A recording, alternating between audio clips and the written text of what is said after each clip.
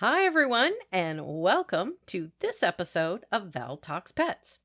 Well, it's spring, and when it comes to pets, that means shedding, dirty paws, and often allergies.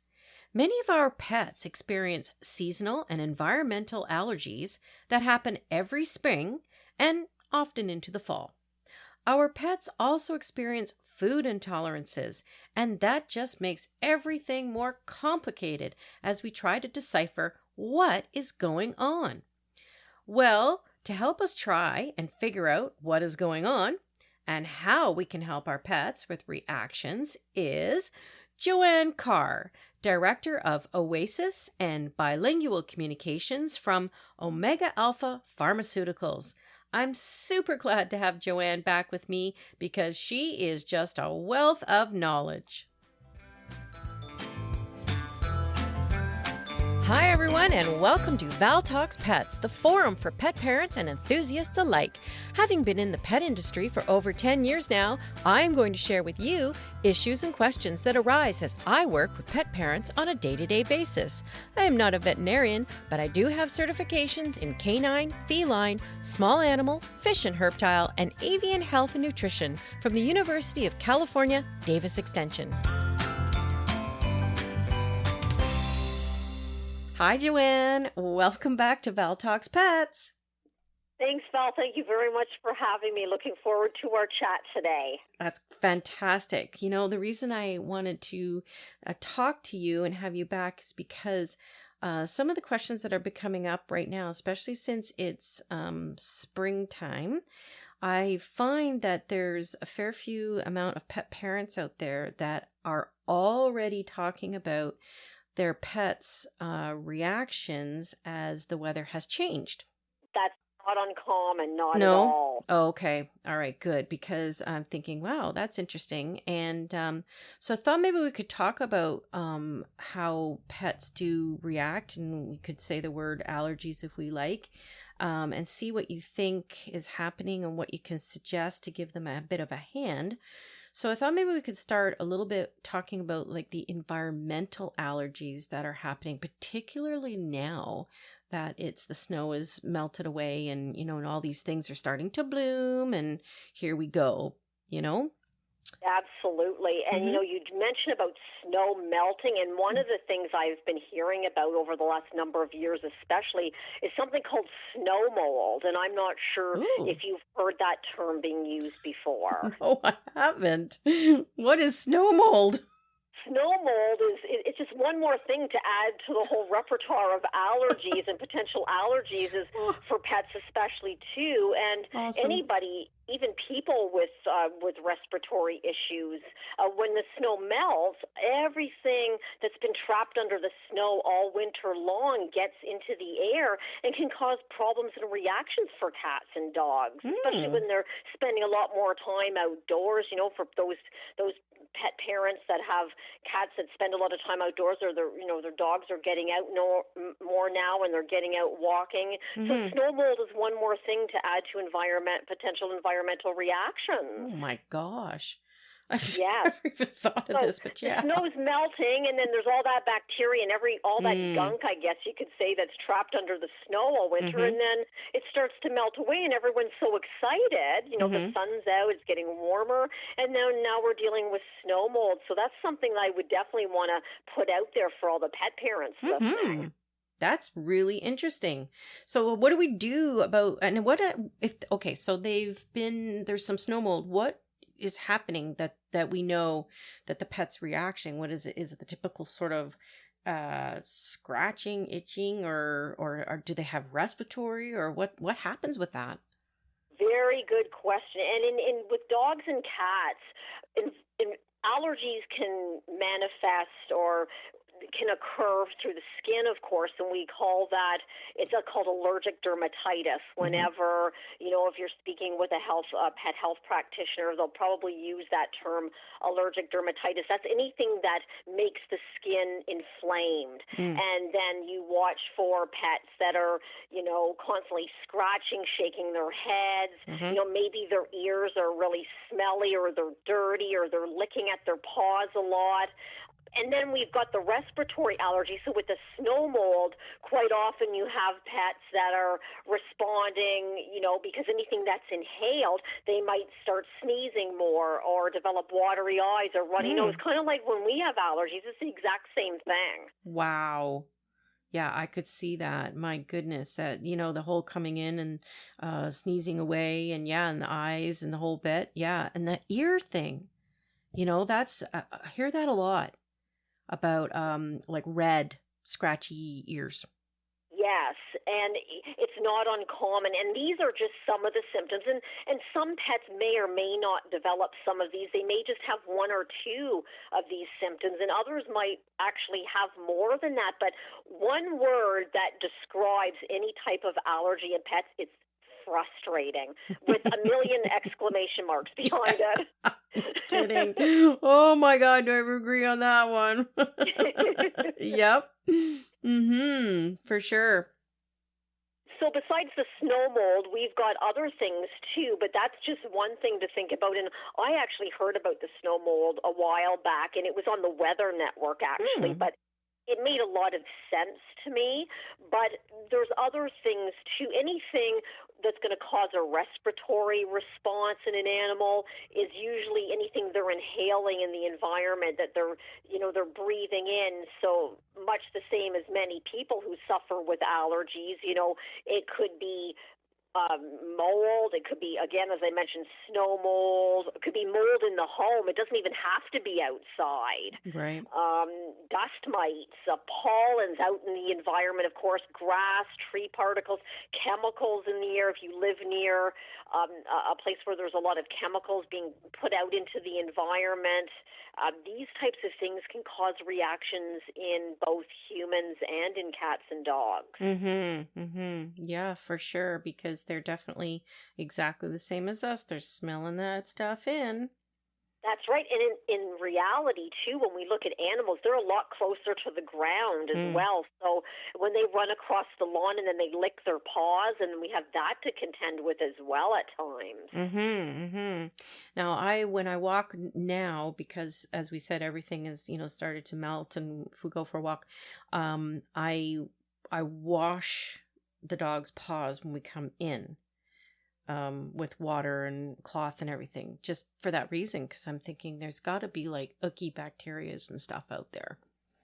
Well, Val, you are definitely in the know, and this is the question you asked earlier. We know that these things can happen. If we're prepared in advance, we know what we can do. That's a perfect example of something you can do when your pet comes in from a walk or playing outside, just to reduce the chances of them developing a reaction.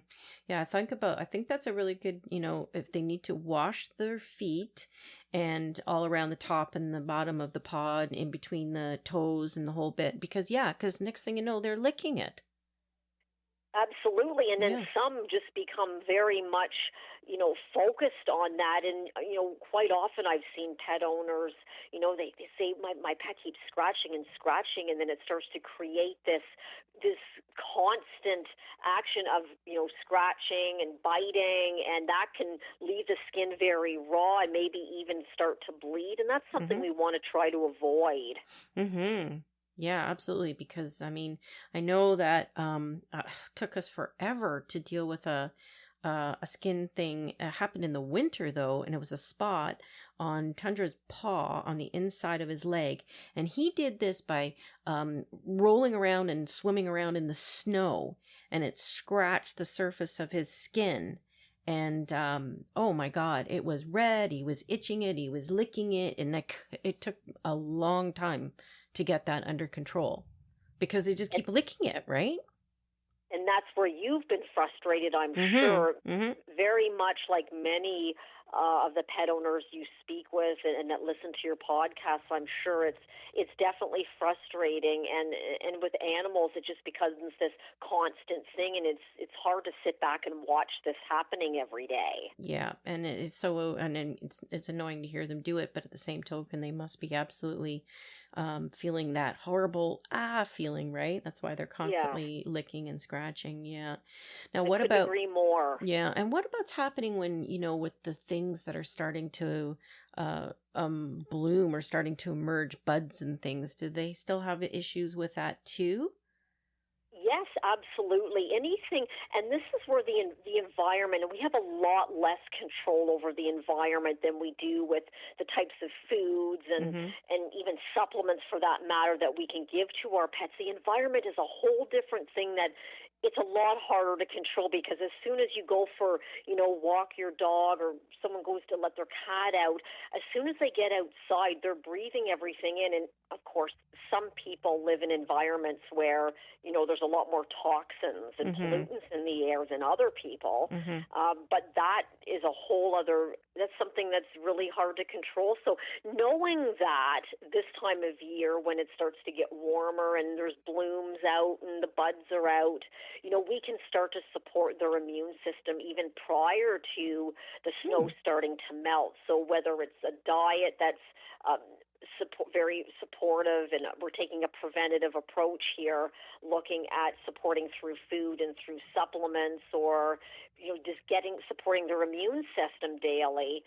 That is a really big part of it, especially when we're looking at the environment too. So what supplements could we give them to help? Like right now, I mean, I've seen, we got some buds coming out, but depends on where you live too. And I've got just little bits of tulips popping, but they're just still in that very beginning stage. So what could we do preventively, as you were saying, as we're getting into the more blooming season? Well, supplement-wise, and this is something too that I just wanted to start by saying this, that, supplements are part of a program to keep your pet healthy when he or she needs that support, but they should not be the be-all and end-all supplements. We can't just rely on them solely to support an animal's immune system. It really boils down to what you're feeding your pet every day, what you're giving them. I'm assuming, and I'm hoping, I think this is kind of a no-brainer, as I always say, but talking about, providing clean, fresh water for pets, I think pet owners do that. But when we look at diets, the diets can make or break the immune system, really. So along with supplements, and I know you are asking the question about supplements, there's, you can use vitamins, minerals, herbals are great, or we call them botanicals. People call them either herbals or botanicals. They can all be used. Even probiotics can support the immune system through the gastrointestinal tract. So there's many ways, even essential fats like fish oils and salmon oils, even flax, they can all work together. So there's different ways, which is great because people have options for their pets, which I think is wonderful. Yeah, absolutely. And I do want to definitely talk more about probiotics a little bit too, because it's been a real question lately. But just sort of, you have a formula that isn't a specific immune system support, don't you, with Omega Alpha? Is that Healthy Pet? The Healthy Pet, yes, okay. We do. That's correct. Okay. Now, I think I remember in one of your webinars, you were saying that when you're doing Healthy Pet to help boost the immune system, it's not something you stay on. Is that correct? That is correct. Okay, good. So this would be something that we would do maybe this time of year to give them a bit of a hand, do you think? Yes, I would recommend. Healthy Pet is an herbal approach, so it's using plant-based ingredients that are very safe for pets, of course. And this is the thing when we're looking at supplements for pets. It's always a good idea to, everybody wants to feel confident. And if you've never given herbs to an animal before, herbs are very safe. I always say they have a very large safety margin associated with them. So like the Healthy Pet you had mentioned, Val, that has herbs in it that support the immune system, like echinacea. And I know some people take echinacea. Absolutely.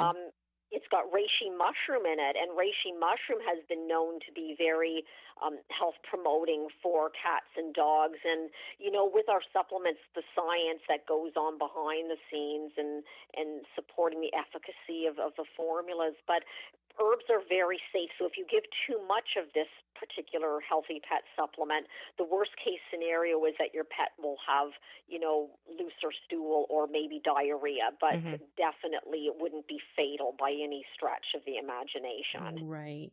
Yeah. So I was thinking that might be a something that we could really think about adding maybe this time of year, get a little bit of help from that standpoint.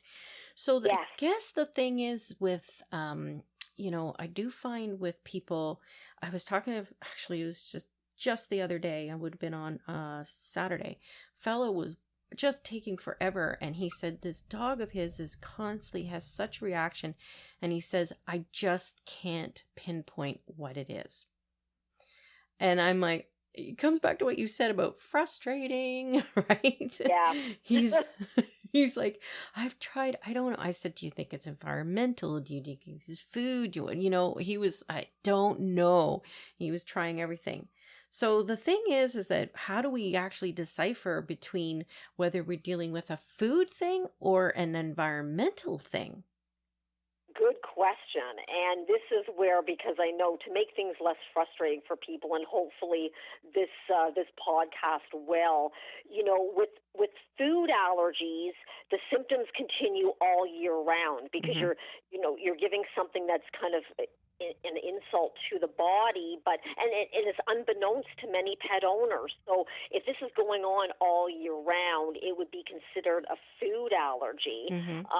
But if it's something that your pet just gets itchy or is sneezing or is displaying some of these symptoms of allergies maybe during the spring, summer, or fall, if it's seasonal, then it would be considered an environmental allergy. So you only see these symptoms developing in certain times of the year. Mm-hmm. Mm-hmm. That would make sense, especially like, in the fall when the leaves do have fallen and before the snow comes and you've got all this sort of like moldy leaves around too, right? Absolutely. Mm-hmm. So definitely trying to figure out what's going on, looking at it to see if it's long term, happening all the time, or is it, oh no, it only happens in the spring. Okay. So then maybe using something like Healthy Pet would be a really good option because we're not dealing with a food thing. That's right. And if you have a pet, if someone has a pet that develops these symptoms around the same time every year, Mm-hmm. we can use supplements preventatively, as you mentioned, and start giving them, like Healthy Pet, I would suggest giving it to a cat or a dog maybe 30 days, a month prior to when you normally would see the symptoms showing up. And you may see symptoms, but they may not be as, I guess you could say, intense, or Mm-hmm. maybe they won't show up at all. It will depend on the animal, of course, but we always like to educate on preventative health with regards to allergies. Right. That makes so much sense. Yeah. Starting it before the issue. Yeah, absolutely. That's really interesting. So, I feel sorry for pets that deal with, environmental allergies, especially, and same with people. I mean, some people are just miserable this time of year, right? Yes, Um, absolutely. but you can't turn around and tell your dog, well, it's okay. It's going to, they don't understand, right? So, yeah, if we could give them a little bit of help, that would be great. So, when we're talking about food, though, food is a really tricky one. And I know that a lot of people definitely struggle with that, trying to pinpoint again what is causing a reaction. And it seemed to have to sort of split it into, is it a protein? Or is it a grain? Or is it both? Or what? If you find It is. that? It's definitely both. And, we have a toll-free number, and I can't tell you the number of questions we get about skin and coat issues. I would Mm. have to say they're right up there at the top of the list. And really, it's both. It's proteins. It can be grains. Undigested proteins really can send off. We call it like a systemic inflammatory response, and that can really worsen allergies or start the whole ball rolling, so to speak. And grains. And I know, talking about foods, the foods that you choose to give a pet really play a a very important role in whether the animal is going to react or not. But yes, in a nutshell, it could be protein, it could be wheat, it could be soy, it could be corn, it could be any of those. But these are some of the ingredients in certain foods that that animals will react to. Absolutely. It's a tough one. When you say undigested proteins, does that mean that the dog is not able, or the cat is not able to assimilate the particular protein, and so it just kind of is laying around in the gut?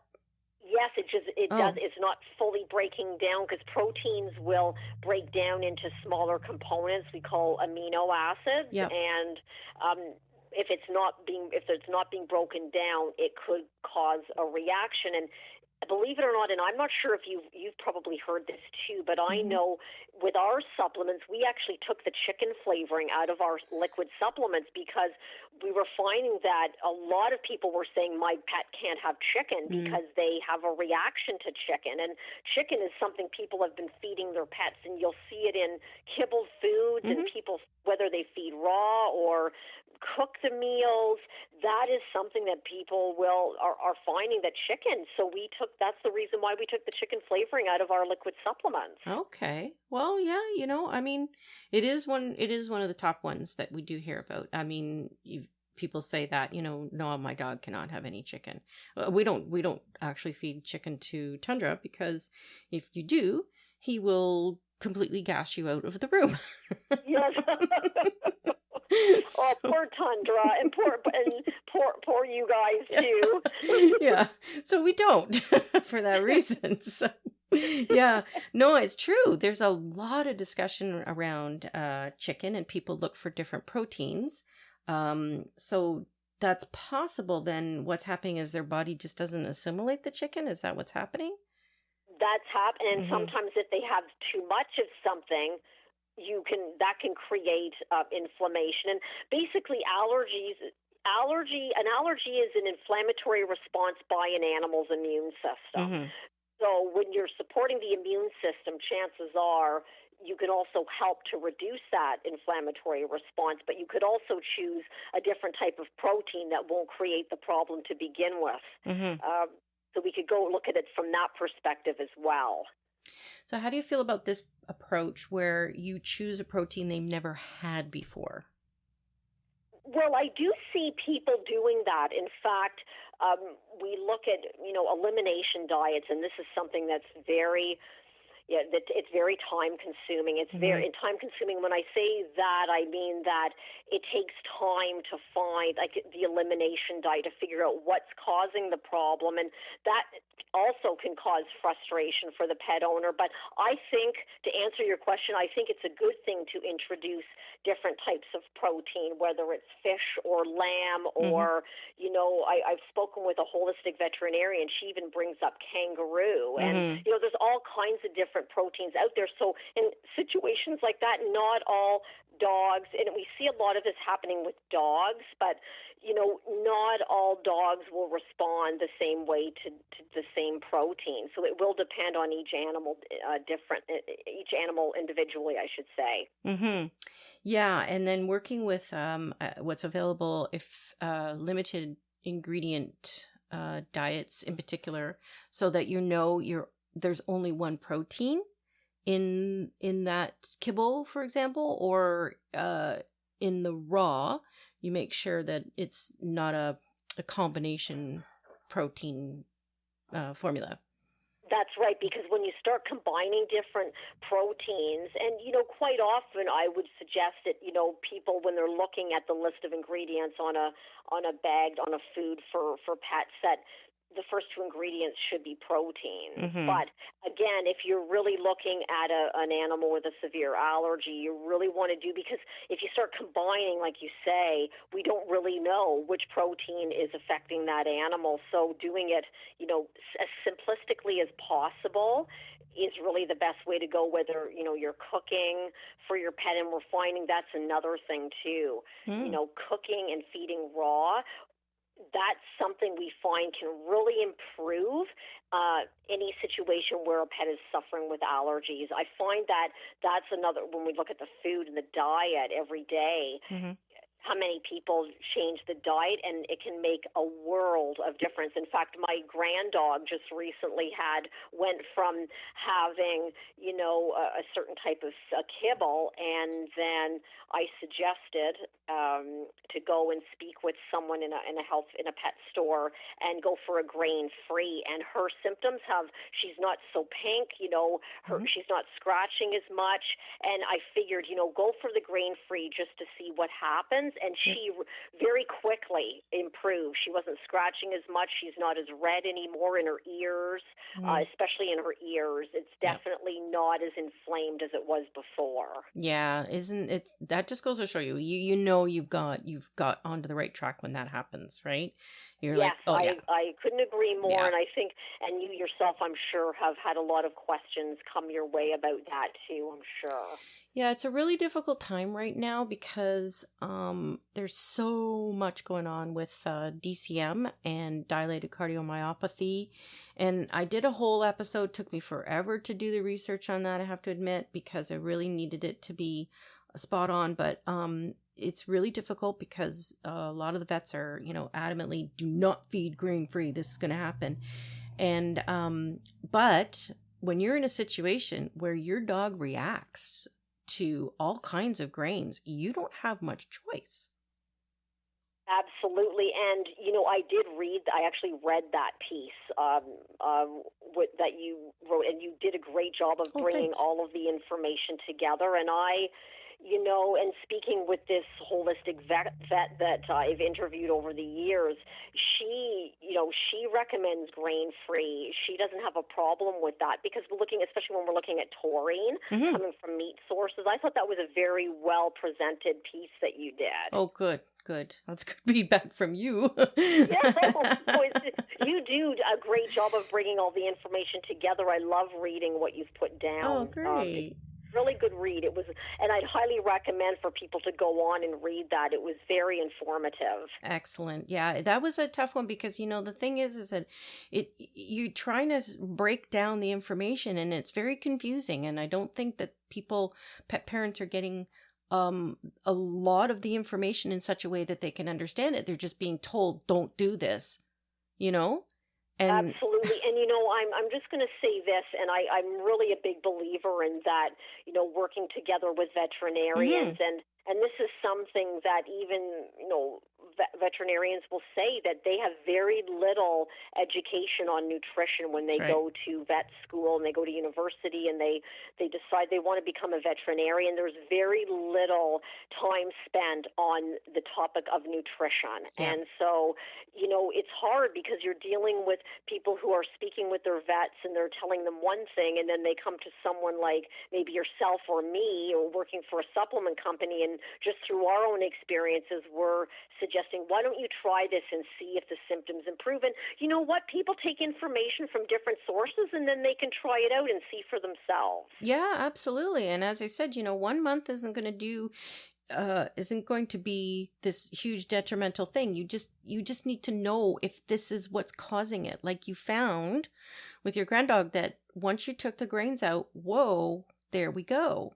There's your culprit, right? So now you have to come at it from a whole different angle, And it's true. And, I will say one thing, because it's overwhelming, I know, to pet parents, to go out there and they want to do right by their pets always. And, the one thing that I'm going to say about tonight, if people can only take one piece of information, and just keep that locked into your brain, is that when we look at allergies, the best way to support allergies is really going through the gut, because the gut is where a large part of an animal's, or all mammals really, where all of our immune system, about 70 to 80% is found in the GI tract, and that's really, we're supporting that GI tract, and we're going to do a lot of good for cats and dogs. Well, that's great, because that's perfect, because we should talk about probiotics then. I would love to talk about probiotics. Yeah, because I've got Tundra on probiotic 8, And this is so interesting because just lately I've had a couple people phone me and or speak to me in person, and they've said, "Do you know anything about probiotics?" And yeah, I do. And then they say, "Oh, good, because I've been doing some research, and I think this is something that I need to be doing." And I thought, Good. this is amazing. I'm glad that they're coming to you with these questions. But that's the best part, because that means they said, "I've done some research." I'm like, that's fantastic, right? So yeah, really I love pleased with to that. hear that as well, And this is the thing too. It's great that pet parents are doing the research and then they come to you, and so they want to clarify things, I'm sure, with you. Mm-hmm. And this is where they come to you and say, "Well, what do I need to look for in a probiotic supplement?" That is you probably get that question a fair bit. And then they do want to know, does it work? Like, and I think so I guess basically what we should get, maybe you can explain, is how they actually do work. I would love to. Okay. Thank you for asking, Val. Yeah. So now, when we talk about bacteria, because probiotics there's different strains of bacteria. So many people, when you mention the word bacteria, people think it's harmful or deadly, but we know that certain bacteria will be called friendly or desirable, and they're very, the friendly bacteria are Lactobacillus acidophilus, who when we eat yogurt, that's exactly what we're getting. And other strains, like there's Bifidobacterium, and then there's a variety of different kinds, but they're what we call the helpful microorganisms. So let me differentiate between the bacteria when we hear of good bacteria versus bad, or friendly versus unfriendly. So, when we talk about good bacteria or friendly bacteria, the waste material that comes from this kind of bacteria is not going to cause illness or disease in an animal. So they're going to help to support or defend an animal system from what we call, harmful organisms, viruses, the bad type of bacteria, and they can help prevent disease down the road, or again, make it easier for your pet to live a healthy life. So then we look at the bad bacteria or the unhealthy flora. That bacteria, the waste material that comes from that type of bacteria, can create, we call it dis-ease, or an imbalance in the body. So that can lead an animal down the road to poorer health down the road. Maybe it won't happen today or tomorrow, but as long as we have the good or friendly bacteria outnumbering the bad, that's ultimately what we need to remember. And that's something that we can do for our pets by giving a probiotic formula that does contain a variety of different strains of bacteria. Okay. So, how does, what will it do, the benefits, when we're giving our pet a probiotic? What are we going to, hopefully see, or maybe we don't see, but how is it benefiting the pet? That's a good question, and this is something that, our pets, well, they don't speak to us like we speak to each other, but we can tell, and I know all pet owners know this, they can tell when there's the slightest change in their pet's health. So you'll probably notice less flatulence, and you mentioned about tundra earlier. Yes. Less flatulence when you start giving a probiotic formula to a cat or a dog, for those animals that do have a lot of gas. Constipation, you'll notice that they'll be having more regular bowel movements for those pets that are constipated, or have the small, really hard stools, or they're stressing out when they're going to have a bowel movement. For pets with diarrhea, anytime someone asks, or talks about either gas, constipation, or diarrhea, any digestive-related issue, I always recommend probiotics. If they're fatigued, if they're really tired, if they have really low energy, recommend probiotics. If they have skin issues, which as we're talking about today, definitely I would recommend probiotic A+ for environmental or food-related reactions. Any type of inflammatory bowel issue, pancreatitis, anything that affects digestion, I would definitely go with a probiotic formula. Okay, that's perfect. 'Cause especially since you said pancreatitis, you definitely hear that. And people that have pets with that, they're really in a place that they don't really know what to do. Very true. And there's also another big one, antibiotics. And antibiotics are definitely necessary sometimes for animals. Mm-hmm. And so when you are giving an antibiotic to a dog or a cat, you're basically destroying the bad bacteria. That's something that you want to do, but you're also eliminating the good. Mm-hmm. So we want to make sure we're replenishing the good bacteria with a probiotic supplement. And that's another instance where I highly recommend a probiotic formula for pets. It's interesting when you said that about the constipation. I'm like, I know it's sometimes hard to get cats to take things like powder or whatever, because, and I know you mix it in their wet food is the best idea, but you'd be surprised how many people say, do you have anything for a cat that's constipated? Yes, and powders, you know what, I have to agree with you 100%, actually 110%, because with cats, they are so picky, and we find that of dogs and cats, it's usually the cats that have a harder time with the powders. Mm-hmm. So if you have a cat that's constipated and you would like to try a powdered probiotic formula like that Probiotic 8 Plus, mm-hmm. we normally suggest that you mix it in the wet food, of course, if you can, because, of course, that flavor, that smell will get them hopefully to eat more, or that you could mix it in with, sardines or fish oil or something that they like, yogurt, finding something that the cat likes. Maybe it's another liquid supplement they might like. You can mix it in with that. But sometimes they'll walk by their dish, 5 or 6 times before, or even more before they'll even take it. But yes, these are some of the suggestions we've made to pet owners, especially pet owners with cats, to try and mix it in with something that they do like. Right. But that's a great one, because if they can find a way that give it to them, this might just be a really good, helpful answer to people that are definitely saying, my cat is constipated, I don't know what to do. Yeah. Yeah. I agree. That's a really good one. Probiotic 8, though, it is a really interesting formula because it has a whole bunch of things in it. And, sometimes I'll go through this with people, but, maybe you can explain, first of all, why is it called Probiotic 8? And then what is all in there that's also benefiting, like, with the probiotics that's in there?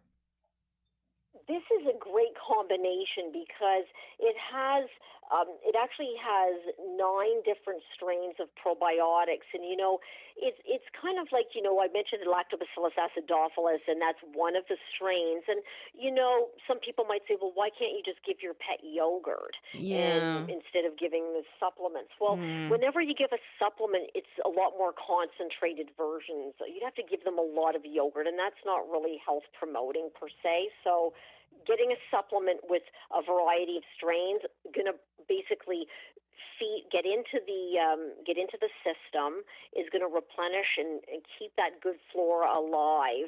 And so what you want to do is, if you're giving 9 strains versus 1, there's trillions of different types of bacteria that live in the gastrointestinal tract of dogs and cats. So if you give 1 strain, that's somewhat helpful. I'm not going to say it's not, but when you add 7 or 8 more strains, think of all that much more protection you're going to provide for that animal. So getting a variety is always good when you're looking for a probiotic. Then you had asked about the other ingredients or what else this supplement provides. You've got flax in here as well, which is a good source of omega-3, which can help with the health of the skin and coat, which is something that we're wanting to use this product for anyway, because we're talking about allergies tonight. So omega-3s coming from flax is really, really good.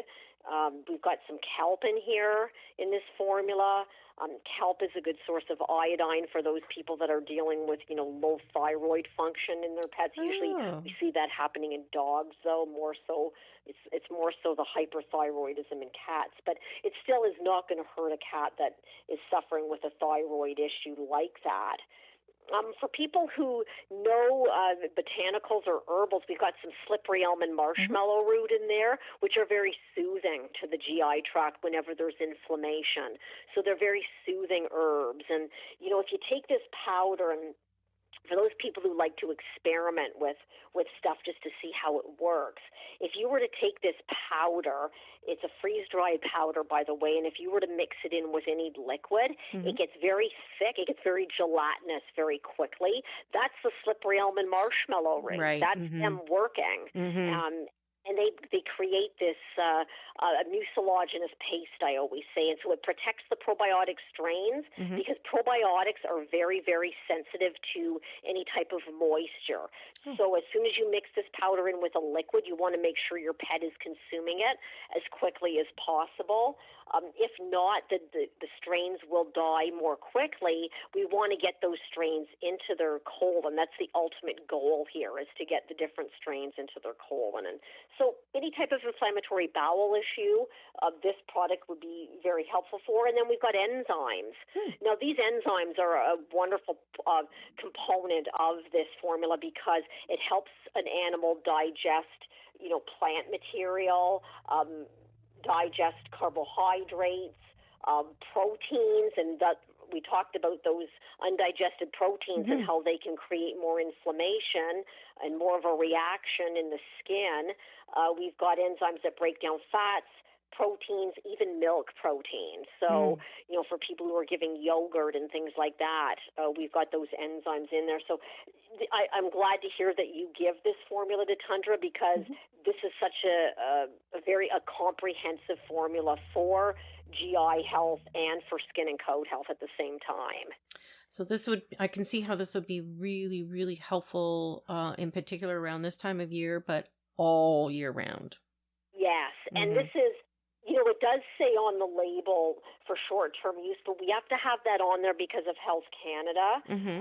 But people can, and they have been for years, giving this formula to their pet, throughout every day, daily, and they might want to take a break sometimes. But again, if it's seasonal allergies you're concerned about, I would start giving this product now just to prevent those symptoms or make them less, I guess you could say, less intense.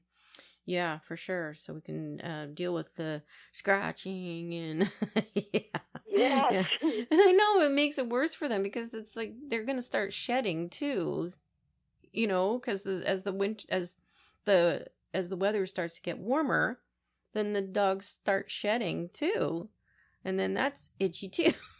That's right. And, people are, and there's different ways that, there's shampoos out there. There's a lot of great healthy shampoos as well for pets. And, when we look at it, it all works from the inside out. So there's topical options for people for their pets, and, there's, shampoos, and we actually have a spray called Herbacoat that you can spray on, for dogs only. To spray on their coat to make it very shiny and very manageable. And, that's another thing that you can do for, hot spots or problems like that. Or even if you're looking at, getting into seasons where there's ticks and where there's, environmental issues and things like that when walking and, long grass, you spray a little bit of this Herbacoat on, and that can really help the skin too.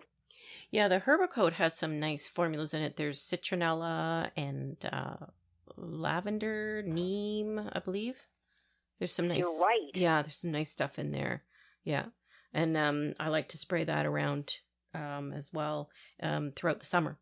That's a great idea. I actually use it. By the way, all of our supplements that we manufacture for pets, they're all human grade. So they're not, any special herbs that are just for cats and just for dogs. And so people could actually take them themselves, even though we do have a human line. And the reason I say this is because I use the Herbacoat on my skin when I camp in the summer. And It's not obnoxious smelling. I'm not a perfume lover myself, so it's not an obnoxious smell. It's got that lavender is very soothing for the skin, but it keeps bugs away. It works. It's a nice way to put stuff, if you want to stay away from chemicals. I really like the scent, and it does really work well.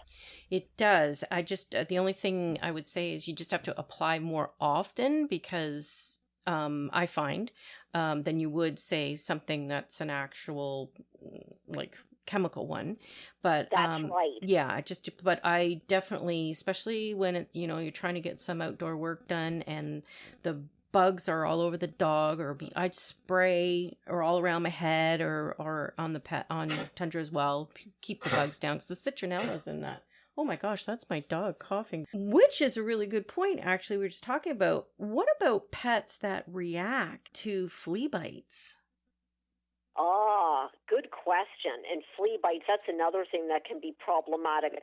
That's where I would suggest even the Herbicote, because there's some anti-inflammatory properties in those ingredients that could really bring any type of itching or any type of skin eruptions. They can make them a lot less visible and a lot less traumatic experience for an animal. If you could spray on that Herbicote, that can be very helpful. The healthy pet, give them internally, that could be helpful. So there's different ways that we can address the flea bites. Yeah, because some dogs really react to that. Yes, definitely. And so it's all about bringing down the inflammation. But if you're already giving a product like Healthy Pet, that wouldn't get to the point where it's going to be extremely inflammatory, because the immune system will be able to deal with that better. Oh, perfect. Okay, that sounds great.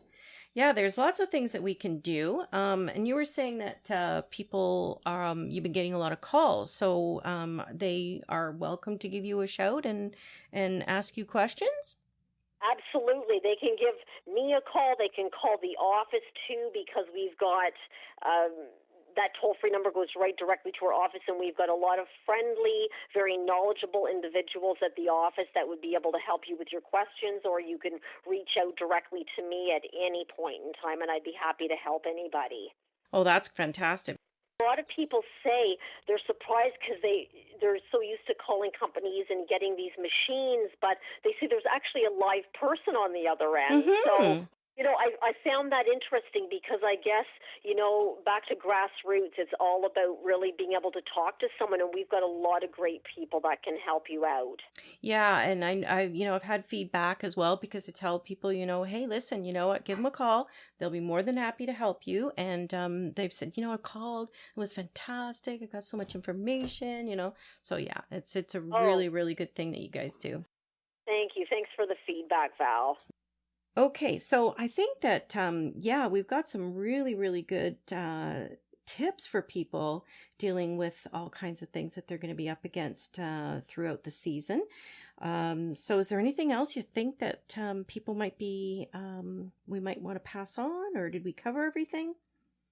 I think we've covered everything, but I just wanted to let everybody know that, Val, you're such a great source of information. I'm so glad you do these podcasts, and, we're always available to help anybody that has any questions, because we really, at the end of the day, we really want to make things less frustrating for pet owners, because we know how common these environmental allergies and the food allergies are. So we're just here to help at Omega Alpha. We're definitely there to help, and hopefully this podcast will be able to clarify things for many people and will help many pet owners out there. Absolutely. And I'm going to add something here that I just found out, because it's really important, and it's not necessarily an allergy thing, but I think I need to put it out there right now, which is we've just found out that xylitol, which is a artificial sweetener, which is extremely toxic to dogs, is being put out in products under a different name now, called birch sugar. I've heard that. Have you? Yes, I have. Okay. Yeah, so everybody be really careful to read your labels, because if it says birch sugar, it's xylitol. That's right, Val. Good. That's a very good point. Yes, makes it even more important that we all look at labels, not just for our own health, but for our pets' health as well. So thank you for sharing that. That's very, very important right now. Yeah, absolutely. So I thought I better mention that while we have that information at hand. So yeah. Well, thank you so much, Joanne. I love chatting with you, and I love your webinars, and I know there's another one coming up this week. So yes, and the feeling's mutual. I always love chatting with you, and it's always exciting. Lots of information to share. I really appreciate you having me on today. Oh, love it, love it. Well, we'll talk again soon. So okay, you take care for now. Okay. Okay, take care. Okay, bye. Okay, bye.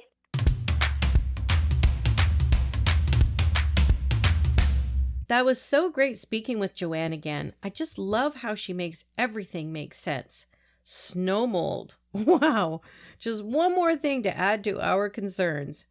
So I think we can take away some great advice to think preventively with our pets and start boosting their immune systems a month in advance if your pet suffers from seasonal allergies. And we got some great tips to help with skin and stomach issues. So remember those probiotics.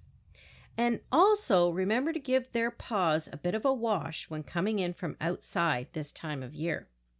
So if you are experiencing, as Joanne says, frustration trying to get to the bottom of what may be happening to your pet, remember, you can always give Omega Alpha a call for advice. That's right, someone will answer the phone. And as I say, knowing is caring. Thank you for listening to Val Talks Pets. Please remember to follow or subscribe to ensure that you never miss an episode. To really help the show and to make it easier for others to find, please rate and review each episode that you find interesting and helpful. And don't forget that you can also email me at val@valtalkspets.com with topics you would like me to address or with any questions you may have. Also, check out my website at valtalkspets.com and let me know what you think and how we can improve upon it. Thanks for caring.